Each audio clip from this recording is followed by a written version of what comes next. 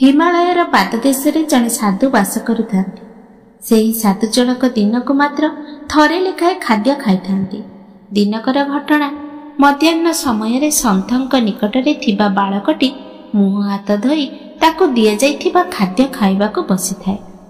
ठीक यही समय हठात साधु आसी बालकटी को निर्देश देवा भंगी रे कहिले, टिके अपेक्षा कर। बालकटी कहिला, साधु महाशय कौन है? बालकटीर ए प्रश्न रे साधु टिकिए विरक्ति प्रकाश करी कहिले, जने वृद्ध साधु आसुछंती, से बहुत भोकिला अछंती, तुमे तांको तुमर खाद्य देबाको हेबो। बालकटी कोनोसी कथा न बुझी कहिला, से सन्थ हेले मध्य मु मोर खाद्य देई परिबि नाही, कारण मु मध्य बहुत भोकिला अछि। आसंता काली ठारू ए पर्यंत मु किछि खाद्य खाइ नाही, मु एई खाद्य को देबि कि परि? बालकटीर एभଳି उत्तर रे साधु कहिले, तुमे जने बालक, तुमे खाद्य न खाइले मध्य मरि जीवनी। एही खाद्य से सन्थ को दे दियो। मने रख, मु तुमको आदेश देउछि, तुमे एही खाद्य को श्रद्धा और प्रेम सहकारी अर्पण कर। बालकटी कहिला, मु भोकिला अछि, एही अवस्था रे मु मोर खाद्य को खाइबा को जाउथिबा बेले मु केमिति भक्ति और श्रद्धा सहकारी सन्थ को अर्पण करि परिबि?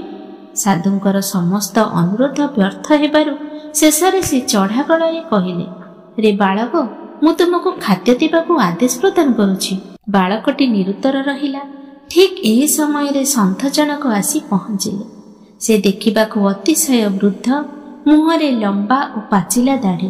तांको पाखरे थिला गोटिए कंबल, खंडिए बाड़ी और पादरे कठौ फळे।